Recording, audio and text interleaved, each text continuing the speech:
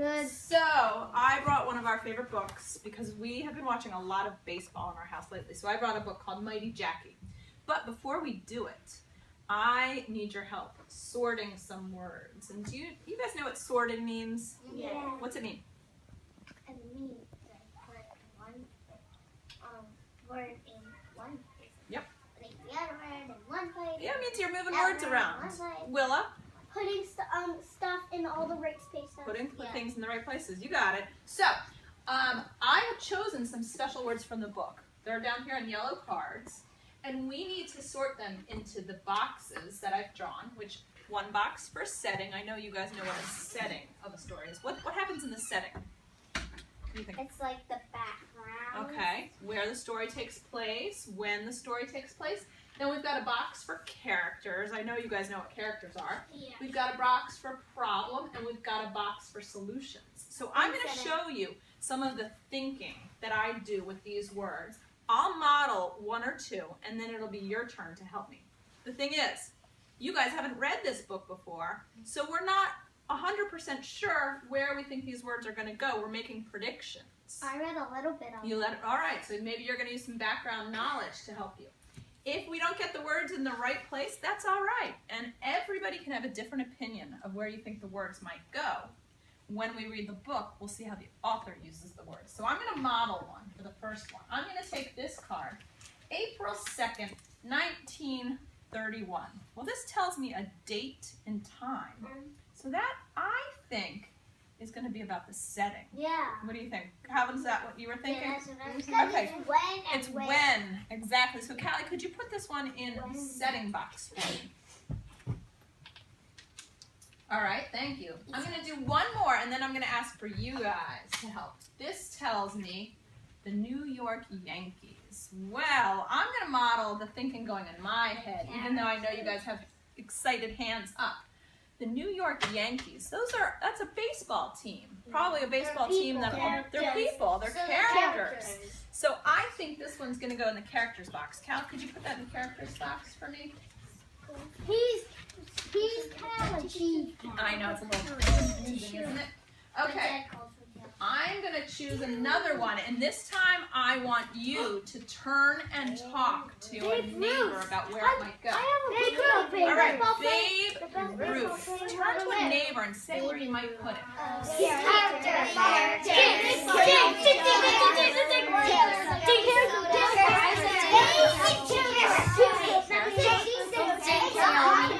All right, eyes on me when you are ready. So, thumbs up if you put this in a character box. Wow, looks like everybody did. Why? Tell me somebody. Calvin, tell me why. Because it's a name and a last name. It's a name and a last name. I know that because I see the capital B and the capital R. And some of you guys might have heard of Babe Ruth. He was a really famous baseball player. So you're using your background knowledge. Callie, could you put that in characters for me? All right. Since you guys are so good, I'm going to give you another one to try. I want you to try this one. And remember, not everybody has to agree. All that you need to do is be able to tell me why you're thinking you're putting it in that box. This one says only 17 years old. And I want you to really look at that word only. I put that in there for a reason. So turn and talk to somebody and tell me where you think you may put it. I have two problems.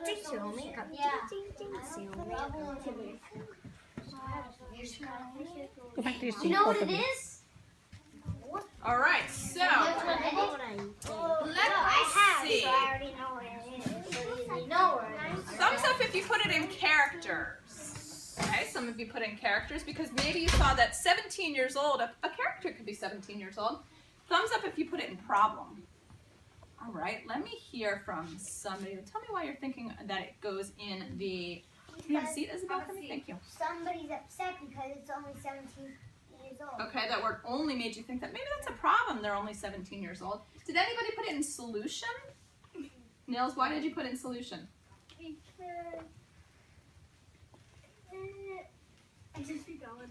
Okay, if it comes back to you, you tell me. Calvin, why might you put it in solution? When you're young, you're tough. Okay, That's a good idea. So most of you said problem, and our problem box is looking a little empty. So Callie, could you put in problem for me? Oopsie. Put in problems for me, Callie. Okay. All right. Oh, I know this one. All right. You throw like a girl. I want everybody to take a quiet minute to themselves. Just to themselves. You throw like a girl. Where do you think you might That's put really that? neat. Quiet. What is it?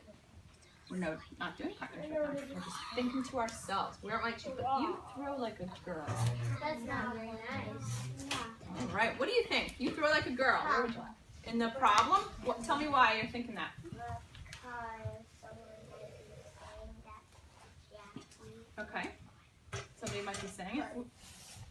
Okay. What do you think? I think it's a problem because somebody might be saying it to him and he might feel like sad because somebody's saying that to him. Okay. So let's put in problem for a second. We'll see if we're right. All right. Same thing. I want you to come up with take a quiet minute to yourself and think of where you might put strike one. Problem.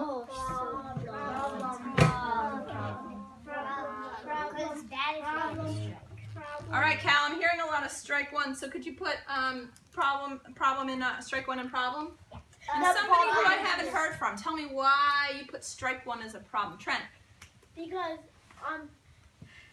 getting strikes isn't good in baseball. It's not good if you're the batter in baseball to get a strike, so maybe we'll think about this one and see if the author But used it's it good as a in problem. bowling. It's good in bowling, you are right. Clapping and cheering. Let me see. Ella, I haven't heard from you. Where are you going to put clapping and cheering? Solutions. Yeah. Tell me your thinking, Ella. Because might have gotten better in the next few games and then they were cheering and clapping. Could be. Maybe the player's improving. Callie, can you put it in solution for me since Ella did such good clapping thinking? and cheering is good. It is good. It's a very Let me read you this one because I have messy handwriting and there might be some words you're not sure of. Where are you getting The this crowd sticky notes was hooting and jeering. Hooting and jeering means saying, boo, you're no good. The crowd was hooting and jeering. Solution. All right. Solution. I'm hearing most of you guys say problem, so we'll put it there for now, and we'll do one last one. A nothing team. Problem.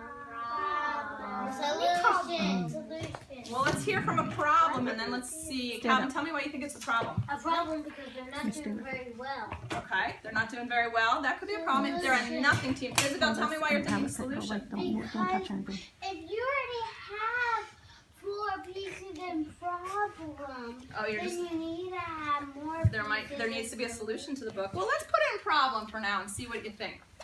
All right, so as I read, I want your ears to be wide open for these words, and we'll see how the author uses them. I'm also going to do some thinking while I read. So sometimes you'll see me pointing to my head, and that means I'm thinking. Mighty Jackie, the strikeout queen. Oh, yeah, that's right. It was April 2nd, 1931, and something amazing was about to happen.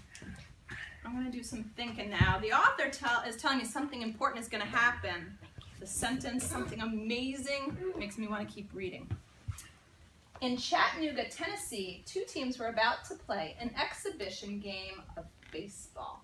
Well, I'm not really sure what an exhibition game is, but I know the word exhibit.